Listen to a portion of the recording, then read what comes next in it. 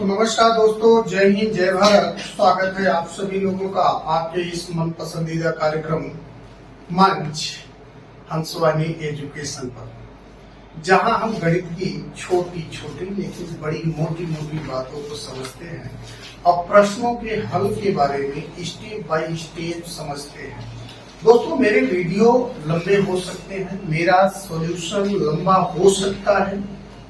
क्यों लंबा है? क्योंकि मुझे अन्य लोगों की तरफ कोई शॉर्टकट तरीके से आगे नहीं बढ़ना है। मुझे हर एक उस बच्चे तक का ख्याल रखना है जो गणित से डरता है।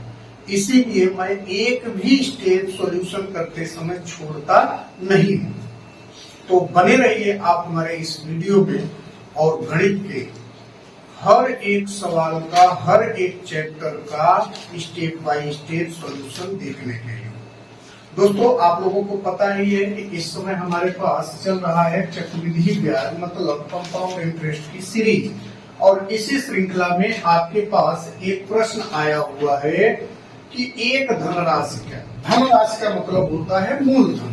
कोई मूलधन है, उसका 2 वर्ष में 8% वार्षिक ब्याज की दर से चक्रवृद्धि मिश्र धन 72,900 रुपए है।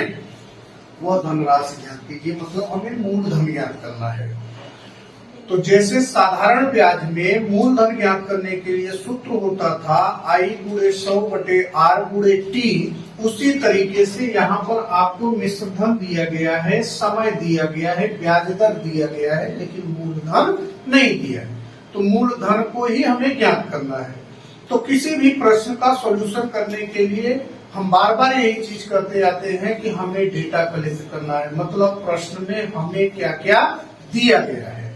तो जैसा कि इस प्रश्न में आपको समय दिया गया है 2 वर्ष, ब्याज की दर दी गई है 8% और मिश्र धन दिया गया है अमाउंट A बराबर 72,900। अब आपको ज्ञात क्या करना है? P को ज्ञात करना है, वह धनराशि ज्ञात कीजिए, मतलब वह मूलधन ज्ञात करना है। तो चक्रवृद्धि मिश्र धन ज्ञात करने के लिए फार्मूला होता है A बराबर P ब्रैकेट में 1 + R/100 पर पावर T। अब यहाँ पर अगर आप ध्यान दीजिए तो समय दिया गया है, ब्याज दर दिया गया है और अमाउंट दिया गया है, P नहीं दिया गया है। तो हम इनकी वैल्यू वैसे ही रख करके हल करेंगे। तो A की वैल्यू है हमारे पास 72,900 बराबर P ब्रैकेट में 1 + R की वैल्यू है 8/100 और समय है हमारे पास 2 वर्ष। तो 4 दूनी 8, 4 दूनी 8, 4 पंचे 20 और P इस तरफ गुणा है, इस तरफ उठा लाएंगे तो क्या हो जाएगा? भाग, मतलब 72,900 बटे में क्या हो जाएगा? P बराबर 25 से कम 25 2 27 बटे कितना भाई? 25 पर घाते कितना? 2।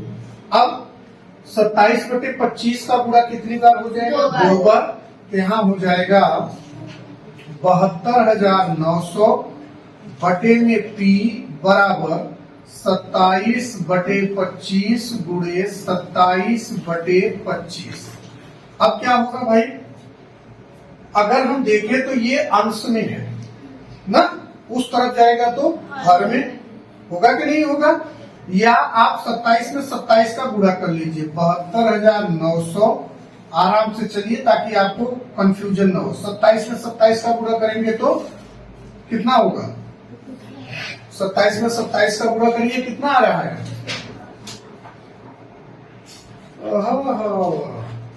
इतना स्लो गुणा, इससे बढ़िया तो मैं 709 फिर से गुणा करो बेटा। 709 नहीं है, 729 गुणा करके कंफर्म कर लो। और 25 में 25 का गुणा करेंगे तो 625। अब इनका अगर हम तिर्यक गुणा करें बेटा, क्या गुणा करें? तिर्यक गुणा, या इस तरफ तिर्यक गुणा कर लेते हैं तो यहाँ हो जाएगा 729 गुणे P बराबर 625 गुणे 72,900। होगा कि नहीं होगा? अब ये 729 इस तरफ गुणा है, उस तरफ जाएगा भाग, तो यहाँ P बराबर हो जाएगा 625 गुणे 72,900 बटे 729। अब 729 से कम 729 और ये कट जाएगा तो कितना आ जाएगा 100। अब P बराबर आ गया 62 और 625 गुणे 100। अब इसमें 100 का गुणा कर दिए तो P बराबर आ गया 62,500। अतः वह मूलधन या वह राशि कितनी है बेटा 62,500, जिसका 2 वर्ष में 8% वार्षिक ब्याज की दर से चक्रवृद्धि मिश्र धन कितना हो रहा है 72,900। समझ में? तो अगर आपको इस टाइप के प्रश्न आएंगे तो सरल कर लोगे पक्का? हाँ? तो दोस्तों हर वीडियो में मैं आप लोगों से रिक्वेस्ट करता हूं, आज भी मैं रिक्वेस्ट कर रहा हूं कि प्लीज एक लाइक एक कमेंट जरूर कर दीजिए और एक शेयर कर देंगे तो लाखों करोड़ों बच्चों के अंदर से गणित के प्रति जो उनका डर है वो समाप्त हो जाएगा।